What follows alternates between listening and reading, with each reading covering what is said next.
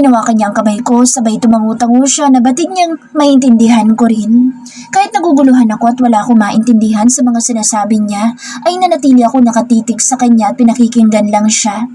Hindi ko na malayang papasok na pala kami sa isang malawak na subdivision. Hindi pala isang subdivision kundi isang malawak na lupain na parang may hahalin tulad sa asyenda ng mga Santillan. Welcome to our home, princess. Your real home, with your real family. Welcome back, my precious baby sister. Our long lost baby Jihan. I'm really sorry kung ngayon ka lang nahanap ni Kuya. Nabasag ang boses niya when his tears started to fall and stream down right on his both cheeks. Kinuha niya ang dalawa kong kamay at mariin niyang hinalikan ang likod ng dalawa kong palad. Habang ako, natulala na lang. Sa pagkatulala ko, hindi ko maproseso ang kanyang mga sinabi. Gulat at matinding pagkalito ang nangingibabaw sa akin. Wala akong maintindihan. Anong real family at long lost baby sister?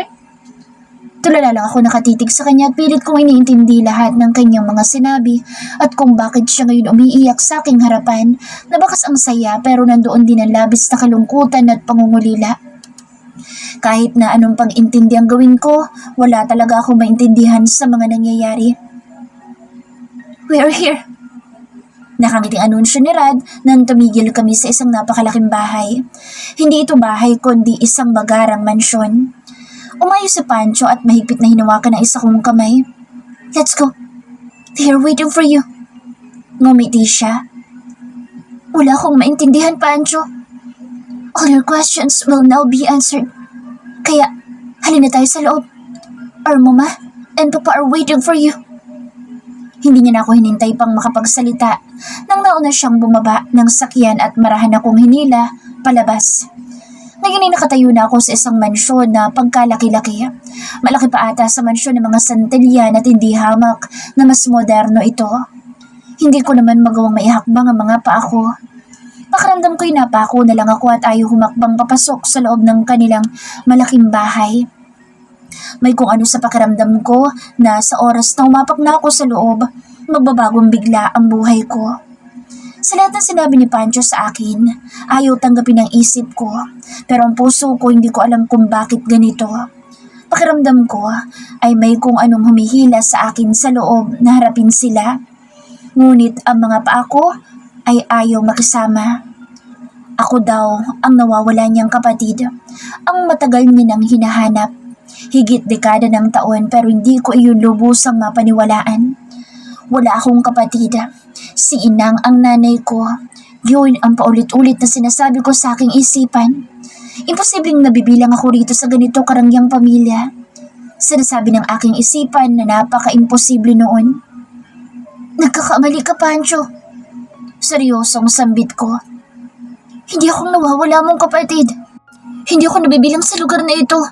At higit sa iyong pamilya. Tulala ko pang dagdag. Narinig ko naman ang pagbuntong hininga ni Pancho habang ako'y nakatitig lamang sa harap ng malaki nilang mansyon at hindi siya ginagawaran ng tingin. Alam kong mahirap paniwalaan, Jiha. Hindi ako ang Jiha na yan.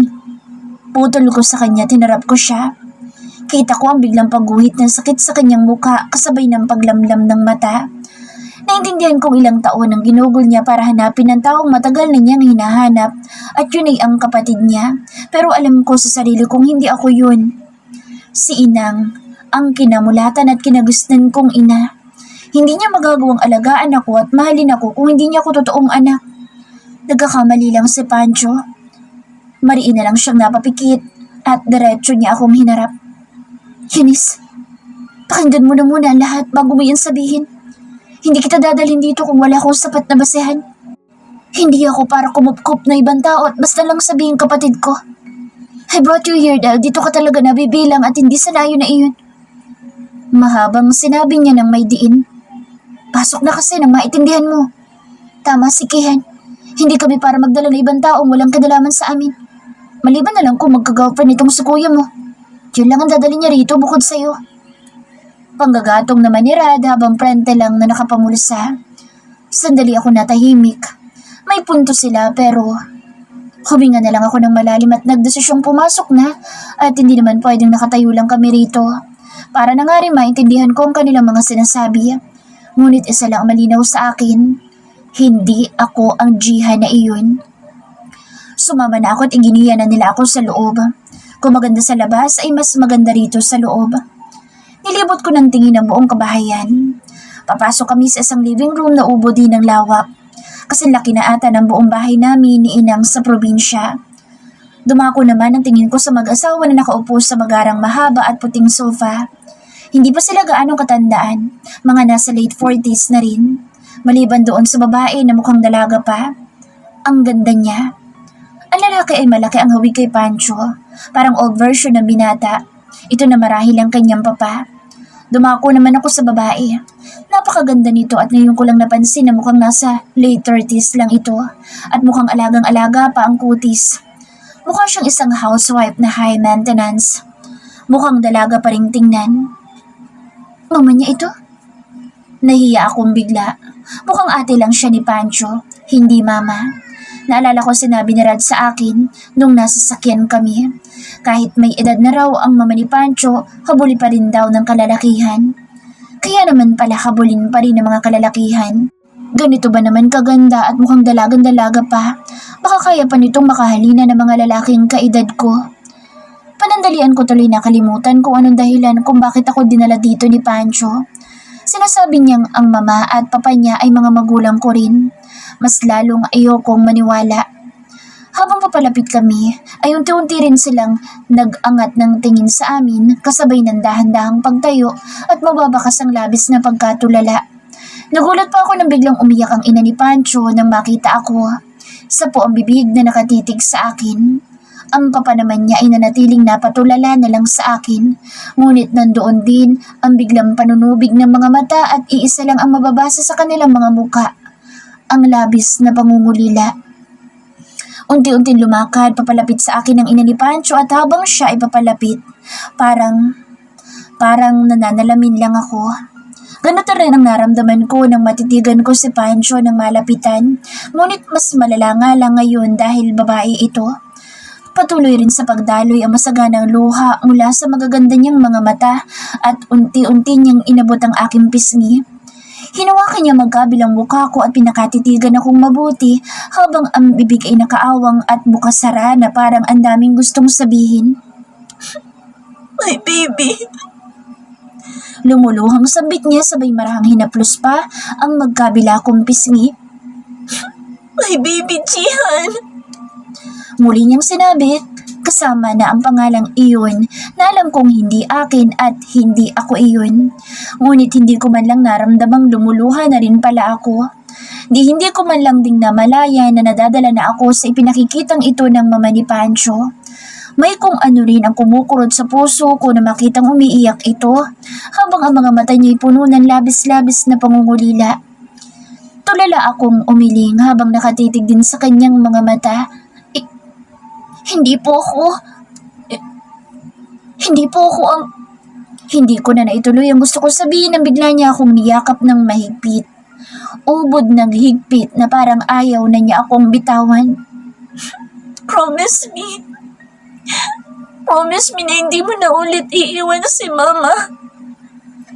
Nahibigan ko ng labis na takot sa boss ng ina ni Pancho na hindi ko naman ina. Paumanhin po. Naintindihan kong pangungulila niyo sa inyong nawawalang anak pero hindi po ako ang Jihan na hinahanap niyo. Saad ko habang hindi gumagalaw at hinayaan lang siya na nakayakap sa akin. Ngunit mas sumigpit lang lalo ang yakap niya. I know, it's hard for you to believe us, but you are my long-lost daughter at may katabayan nagpapakita na ikaw nga si Jihan. You were just taken away from us. Saad naman ng papa ni Pancho kaya napatingin ako sa direksyon nito. Kahit anong tigas ng boses ng ama ni Pancho, hindi naman maitatago ang paglamlam ng mga mata habang pinapanood niya kami ng asawa niyang ayaw na akong bitawan. Dumako naman ang tingin ko kay Pancho. Sa kanya ako humihingi ng kasagutan sa lahat ng ito dahil siya ang nagdala sa akin dito at sinasabing nabibilang ako sa pamilyang ito kahit hindi naman talaga. Malamlam lang ang mga mata niyang sinuklian ang tingin ko at awa naman para sa mama niya na walang tigil sa kakaiyak at kasabay ng pagtaas baba ng balikat dahil sa labis na pagkahabag. Ayaw talaga ako nitong bitawan kaya medyo hindi na ako makahinga. Nanatili akong tahimik dahil wala akong maapuhap na salitang sasabihin. Tulala lang ako nang may mga inilabas na mga papeles ang ama ni Pancho at lumapit sa akin, sa amin ng kanyang asawa. Honey, bitawan mo muna sandali sa Jihan at hindi na makahinga ang bata. Hindi na siya mawawala pa ulit. So you can relax now. We should explain to her what happened. Kung bakit iba ang mga magulang na kinagisnan niya.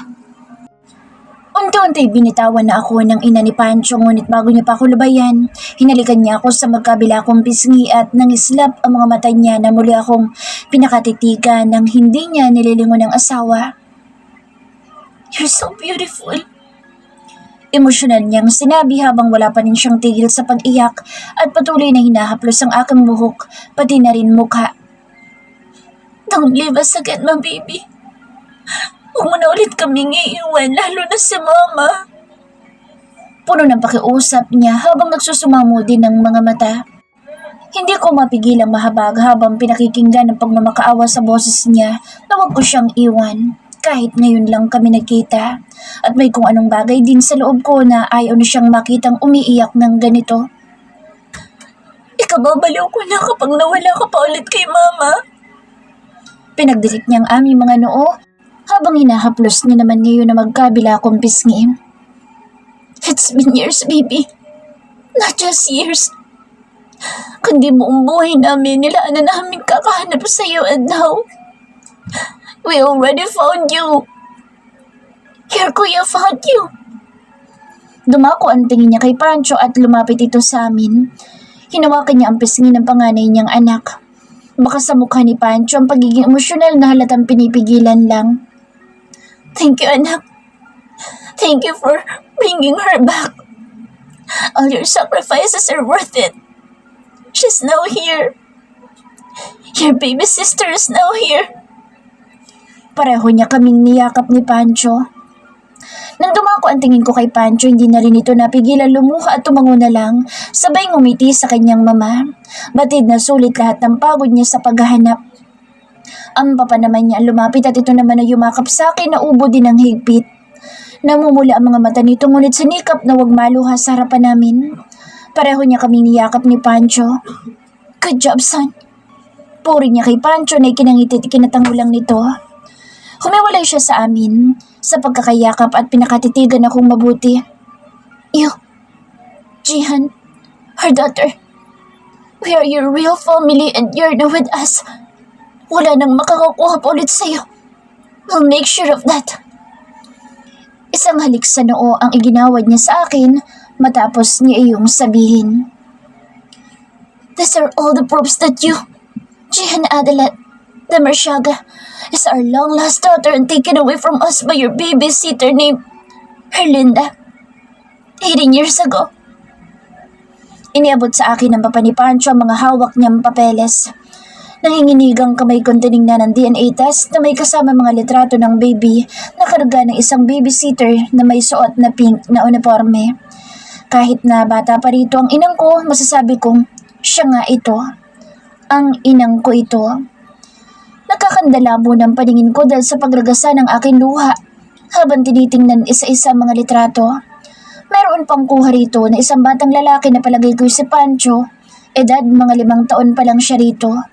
Nakaupo siya sa isang sofa, karga ang babaeng baby habang matyaga niyang hawak ang isang bote ng dede at pinadedede ito katabi rin ng kanilang mama na nakaalalay sa kanilang dalawa. Parehong maganda ang kanilang mga ngiti. Ang saya-saya nila sa litrato habang pareho silang nasa baby ang atensyon at ibinalik ko naman ang tingin ko sa litrato ng babysitter. Hindi ako makahinga at biglang parang may bumara sa aking daluyan ng hangin. Nakikilala mo ba yan, anak? Tanong ng papa ni Pancho sa akin ngunit hindi ako sumagot. That's your nanny. Ang nanay mong kinamulatan na hindi mo naman talaga totoong ina. Hindi ako makapagsalita. Wala akong salitang maapuhap habang abot tahip ang panikip ng dibdib ko. Hindi maproseso ng isip ko lahat. Hindi magkandamayaw ang aking mga pagluha na naguunahan sa pagdaloy sa magkabila kong pisngi. Hindi po. Hindi to totoo. Nahihirapan kong pagtanggi kasabay ng hirap kong paghinga na may kasamang paghikbi. Diyan. Malamlam ang mga matang tawag sa akin ni Pancho kaya nagangat ako ng tingin sa kanya. Buhat ng nagsusumamo kong mga mata. Umiling ako. Sabihin mo sa akin, Pancho, na hindi to totoo. Hindi ko makayanang tanggapin. Ang mga taong nagpalaki sa akin at kinagisnan kong mga magulang ay hindi ko pala totoong mga kadugo. Ayokong isiping magagawa ito ni Inang sa akin. Mahal niya ako, inalagaan at inaruga kaya kailan may hindi ko naramdamang iba ako. Hindi niya pinaramdam sa akin na hindi niya ako totoong anak kaya ayokong paniwalaan ito. Ayoko. Kagaya ko ang mama ni Pancho, umiiyak na lang na niyakap ako habang nakaupo kami sa mahabang sofa. Si Pancho naman, isang tuhod niya iniluhod niya para pantayan ako at pareho niyang kinuhang kamay ko. Makinig ka. Pagkuha niya sa atensyon ko. Ito ang katotohanan sa buhay mo na hindi mo pwedeng tanggihan o hindi mo tanggapin. Yanis, we are your real family. Mariin niyang saad sa akin habang ako hindi pa talaga lubusang matanggap. Hindi ako nagsalita at nanatiling tahimik dahil wala akong alam na ibang sasabihin. Masyadong maraming tumatakbo sa isip ko at hindi ko alam alin ang uunahin. Alam namin lahat dito na nahihirapan kang paniwalaan pero ito ang totoo. You were just taken away by your nanny na ilang buwan pa lang noong nag-aalaga sa'yo. She's not your real mother. She did that in purpose. Hindi ba't gusto kanyang maikasal sa lalaking mayaman? She wanted you to marry one of the Santillan. You think magagawa iyon ng isang matinong magulang? Come to think of it. Sinalubong ko ang mga mata niyang puno ng sinseridad at wala akong mabakasan ng masamang intensyon sa lahat ng sinasabi niya, kaya muli na lang akong napahikbi. Kaya sa pagkakataong ito'y nayakap niya na lang ako. It's okay. You can cry all day long hanggang sa matanggap mo kami. Hanggang sa kaya mo nang tanggapin na kami talagang pamilya mo. Hindi ang mga taong iyon. Mapanuyong saad pa niya ngunit may nahimigan akong galit doon nang tukuyin niya ang kinagisnan kong mga magulang. Narinig ko ang pagbuntong hininga ni Mr. Kahin, papa ni Pancho na siyang aking papa rin. Parang may nakabara sa akin lalamunan na hindi ko maalis-alis kaya dinaan ko na lang sa pag-iyak. Yumakap din ako kay Pancho dahil hindi ko na alam ang gagawin at iisipin ko. Masyado na akong naguguluhan. Kahit na ipaliwanag na nilang lahat sa akin. Marami akong mga katanungan kay Inang, ganoon din sa kanila ngunit hindi ko magawang maisatinig. Naramdaman ko naman ang masuyong paghagod sa likod ko ni Ma'am Sorella na mama ni Pancho na akin ding hindi ko magawang maisatinig o kahit maisip man lang na siya ang tunay kong nanay. Bumitaw ako mula sa pagkakayakap kay Pancho, tinarap ko ang mama niya na hanggang ngayon malamlam pa rin ang mga matang nakatingin sa akin. Hinawakan niya magkabila ko ang pisngi. I know it's hard for you. At naiintindihan ko naming lahat dito. Mahabang panahon na ibibigay namin sa iyo na makapag-adjust sa bago mong buhay kasama namin. Dito ang buhay mo, anak. Hindi doon. Hindi sa dayo na yun. Kami ang tunay na pamilya mo, hindi si Felicia at Ernesto. Hindi sila. Puno ng pagsusumamo at kalambingan niyang sinabi. Pero hindi ko po. Marin ako napapikit at hindi ko nalang tinuloy ang gusto kong sabihin dahil kahit ako, hindi ko alam ang salitang dapat bigkasin ko. Tumayo si Pancho mula sa pagkakaluhod sa harapan ko at lumapit naman sa akin ang papa niya na marahan akong hinawakan sa braso at itinayo. Iha, this is the reality. Minubulat ka lang namin mula sa kasinungalingan na iyong kinamulatan. Our lives have become incomplete since we lost you. Kita sa mga mata niya ang labis na pagmamahal at pangungulila sa nawala niyang bunsong anak. Kung titingnan man siya na para isang matigas na tao ay hindi nito maikubli ang totoong nararamdaman habang pinagmamasdan ng mukha ko. You don't know what Papa feels when we lost you. Tumangutango siya para pigilan ang nagbabadyan luha. Maybe, as you can see, I'm a tough guy. But deep inside my heart was wrecked nang mawala ka sa amin ng kuya at mama mo. I was having a hard time. Every night, every day. Sa loob ng higit na dekada, walang araw na hindi ka namin inisip. Your mama crying every night. Every time she's visiting your room while hugging your old baby stuff na naiwan mo noon. I tried to be strong for our family. Walang sumuko sa amin na mahanap ka and now you're here. Matapos ng mahaba nitong paglalahad ay tuluyan na siya lumuha at hindi ko na rin napigilang madalas ay pinapakita niya sa akin. Ramdam na ramdam kong halo-halong pangungulila, pagmamahal, sakit at labis na panghihinayang sa maraming taong dumaang hindi nila nakasama ang anak nila. Nahihirapan po akong tanggapin. Saad ko sabay hikbi at napayuko na lang ako. Hindi ko po alam ang mararamdaman ko. Tunay na pagpapakatotoo ko, sabay parang batang pinalis ko mga luhang walang tigil sa paglanda sa aking mukha. Patawarin niyo po ako kung hindi ko agad magawang tanggapin ang mga nalaman ko. Hindi ko po lubos na maisip na hindi ko po tunay na mga magulang ang kinagisnan kong magulang. Nanakaw lang po pala ako. Saad ko pa na kinataranta naman nila. No, it's okay. Kung hindi mo agad matanggap. Hinawakan ng papa ni Pancho ang magkabilang pisngi ko para kumbinsihin ako na ayos lang. Jihan, baby, hindi ka naman minamadali. Ang mahalaga nandito ka na kasama namin. Take your time to adjust. Saad naman ng mama ni Pancho at kinuha ang kamay ko sabay pinisil. Hindi ko talaga sila magawang tawagin na mama at papa ko. Kahit sa isip, pakiramdam ko ibang tao pa rin sila sa akin. Hindi ko alam. Jihan, look mama at papa. Saad ni Pancho at inuutusan akong tingnan sa mukha ang mga magulang niya. Sinunod ko naman at pinakatitigan ng mga mukha ng mag-asawa na ngayon ay puno lang ng kalambutan ng kanilang ekspresyon. Maraming gustong iparating ang kanilang tingin ngunit alam kong ayaw din nila akong bigla inupuwersahing tanggapin sila. Hindi mo ba nakikita kung gaano mo sila kamukha? Hindi mo ba nakikita ang sarili mo lalo na kay mama? Tanong pa ni Pancho na may riin at gustong-gusto niya talaga ipamulat sa akin kung saan dapat ako nabibilang. Kihan, hindi minamadali ang lahat. Let her realize by herself. May pananaway naman na sinabi ng papa niya sa kanya ngunit hindi niya ito pinansin. They are your real parents. Hindi yung inang mong mukhang pera na binala ka lang pagkakitaan dahil alam niya may mapapala siya sa iyo pagdating ng panahong lumaki ka na. Ipapakasal ka sa isa sa mga santilya na. Ngayon, ewan ko lang kung magawa ka pa nilang mahawakan. Bakas ang pagngit-ngit kay Pancho. Ito na si Kuya Kihan. Bakit time?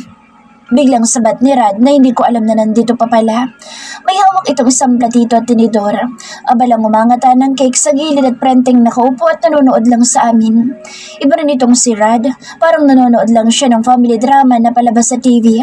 Kami umiiyak dito. Siya relax na relax lang habang pinapanood kami. About Felicia. Nasaan na raw? Tanong ng papa ni Pancho na biglang sumeryoso at binalingan ng anak at ako naman ay natigilan. Si Inang? Pupunta rito?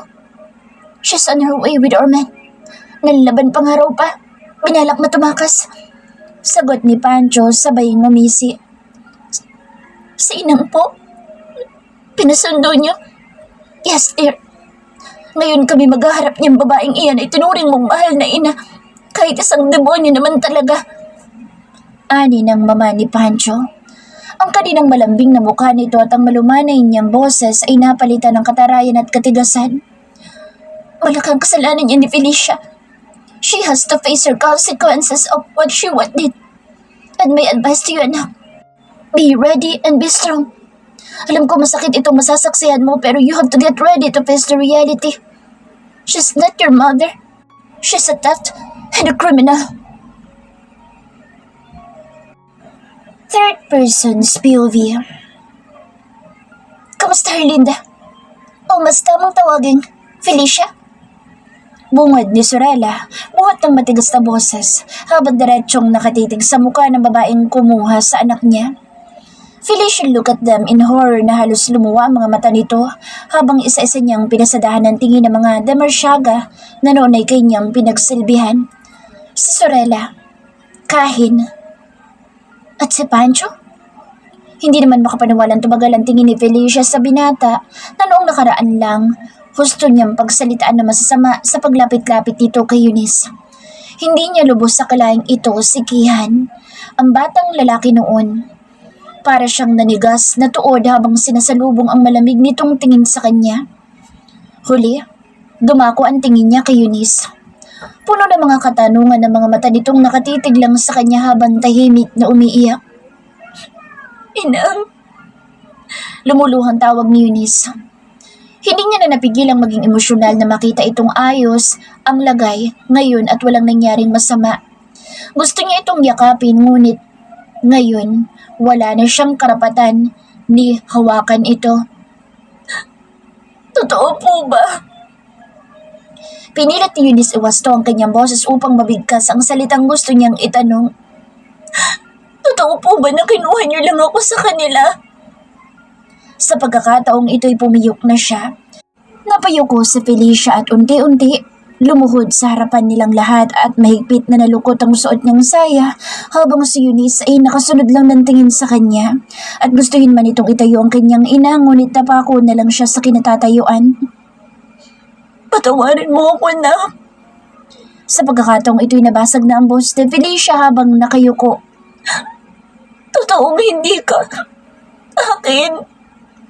Nagulat si Eunice nang mabilis na lumapit sa Sorella kay Felicia at binigyan ito ng tumataginting na malakas na sampal na ubod ng lutong na lumikha ng ingay sa bawat sulok ng salas. Hindi lang isa, hindi lang dalawa, kundi 4 na magkakasunod.